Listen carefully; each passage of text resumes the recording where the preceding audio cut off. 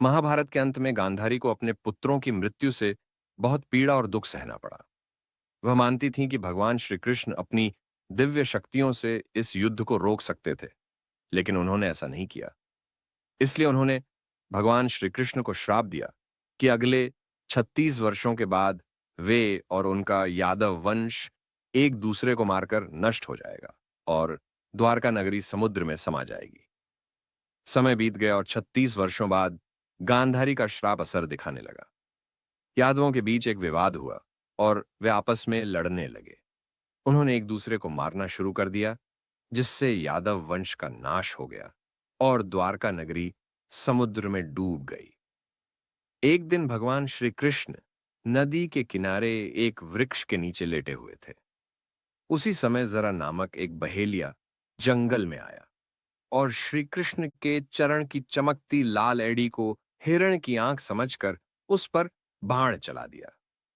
जब उसने देखा कि उसका तीर किसी हिरण में नहीं, बल्कि स्वयं भगवान श्री कृष्ण के चरण में लगा है, तो वह अत्यंत दुखी और पश्चाताप से भर गया। उसने कहा, हे प्रभु, मुझे क्षमा कर दीजिए। मुझसे अनजाने में बहुत बड़ा पाप हो गया। इस पाप के लिए तो मृत्यु दंड भी कम है। तब भगवान श्री कृष्ण ने कहा, तुमने कोई अपराध नहीं किया। त्रेता युग में मैं वानर राज था और तुमने मुझे युद्ध नीति के विरुद्ध पेड़ के पीछे छिपकर मारा था। उसी कर्म के फलस्वरूप मेरे प्रस्थान का कारण तुम्हारे हाथों लिखा गया था। अब तुम इस अपराध बोध से मुक्त हो जाओ। यह कहकर भगवान श्री कृष्ण ने इस भौतिक संसार से विदा ले ली। दुखी जरा ने अर्जुन के पास जाकर सारी बात बताई। अर्जुन ने गहन शोक के साथ श्री कृष्ण का अंतिम संस्कार किया। उनका पूरा शरीर भस्म हो गया, परंतु उनका हृदय जीवित और दिव्य रूप में शेष रहा।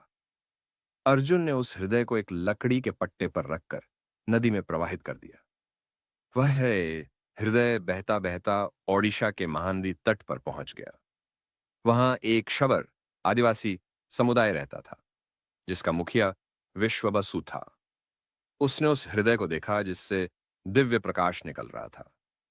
विश्वबसु ने उसकी दिव्यता को समझा और उसे नीलमाधव की मूर्ति के रूप में एक गुप्त गुफा में पूजना आरंभ कर दिया। आदिवासी समुदाय के अलावा कोई और इसकी जानकारी नहीं रखता था।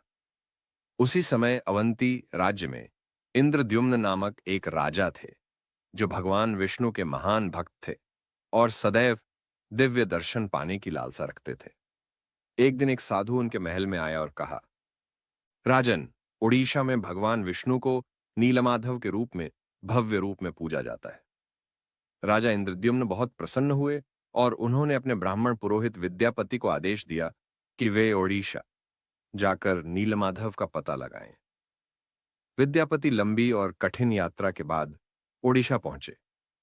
वहां उन्हें गुप्त सूत्रों से पता चला कि शबर समुदाय के लोग एक गुप्त गुफा में नीलमाधव की पूजा करते हैं। विद्यापति शबर द्वीप पहुंचे और विश्वबसु ने उनका स्वागत किया। विद्यापति ने विश्वबसु से निवेदन किया, महाराज, कृपया मुझे उस दिव्य पूजा स्थल के दर्शन करवाएं। विश्वबसु ने कहा, मुझे क्षमा करें, मैं आपको वहां नहीं ले जा सकता। विद्यापति वहीं गांव में रहने लगे। कुछ ही दिनों में उनका प्रेम विश्वबसु की पुत्री ललिता से हो गया और दोनों का विवाह हो गया। विवाह के कुछ समय बाद विद्यापति ने अपनी पत्नी ललिता से कहा, ललिता, क्या तुम अपने पिता से आग्रह कर सकती हो कि वे हमें नीलमाधव के दर्शन करवा दें? वे तुम्हारा आग्रह टालेंगे नहीं। ललिता ने पिता से बात की। विश्ववसु ने कहा, ठीक है, पर मेरी एक शर्त है, विद्यापति को आंखों पर पट्टी बांधकर ले जाना होगा। विद्यापति ने यह शर्त स्वीकार कर ली, लेकिन उन्होंने चुपचाप अपने साथ कुछ सरसों के बीज रख लिए। रास्ते में उन्होंने सरसों के बीज गिरा दिए ताकि रास्ता याद रहे। गुफा में पहुंचकर विद्यापति ने नीलमाधव के दिव्य दर्शन किए और वे भाव विभोर हो उठे। लौटकर उन्होंने यह सारी बात राजा इंद्रद्युम्न को बताई। कुछ महीनों बाद सरसों के बीज अंकुरित होकर पौधे बन गए। राजा इंद्रद्युम्न ने उन पौधों का अनुसरण करते हुए गुफा का मार्ग खोजा, परंतु जब वे वहां पहुंचे तो मूर्ति नहीं मिली। नीलमाधव अंतर्धान हो गए थे। दुखी राजा इंद्रद्युम्न वापस लौट आए। उस रात भगवान विष्णु ने उन्हें स्वप्न में दर्शन दिए और कहा, हे राजन, अब मैं नीलमाधव के रूप में दर्शन नहीं दूंगा। समुद्र तट पर एक दिव्य सुगंधित लाल रंग की विशाल लकड़ी की लट्ठी बहती हुई आएगी। दिव्यंग, चक्र, गदा और पद्म के चिन्ह होंगे। उस लकड़ी से मेरी 3 मूर्तियां बनवाओ। राजा इंद्रद्युम्न समुद्र तट पहुंचे और उन्हें वैसी ही लकड़ी प्राप्त हुई जैसी स्वप्न में बताई गई थी। लेकिन लाख प्रयासों के बाद भी कोई भी उस लकड़ी को हिला नहीं सका। अंततः शबर समुदाय की सहायता से वह लकड़ी महल लाई गई, परंतु कोई भी शिल्पकार उस लकड़ी से मूर्ति नहीं बना सका। तब पुनः भगवान विष्णु ने राजा को स्वप्न में दर्शन देकर कहा कि वे देवताओं के दिव्य वास्तुकार विश्वकर्मा की पूजा करें। वही यह कार्य पूर्ण कर सकते हैं। राजा ने विश्वकर्मा से प्रार्थना की। विश्वकर्मा एक वृद्ध पुरुष के रूप में प्रकट हुए और बोले, मैं इस लकड़ी से मूर्तियां बना सकता हूं, पर मेरी कुछ शर्तें हैं। विश्वकर्मा ने कहा, मैं 21 दिन तक एक बंद कक्ष में रहकर मूर्तियां बनाऊंगा। इस दौरान यदि किसी ने दरवाजा खोला तो मैं अधूरी मूर्तियां छोड़कर चला जाऊंगा। राजा ने यह शर्त स्वीकार की। विश्वकर्मा ने कमरा बंद कर लिया और कार्य आरंभ कर दिया। आरंभ में कक्ष से औजारों की आवाजें आती रहीं, पर 15वें दिन के बाद कोई आवाज नहीं आई। रानी गुंडिचा चिंतित हो उठीं और राजा से आग्रह किया कि यदि वृद्ध विश्वकर्मा भूख प्यास से मर गए हों तो पाप लगेगा। अंततः दरवाजा खोल दिया गया।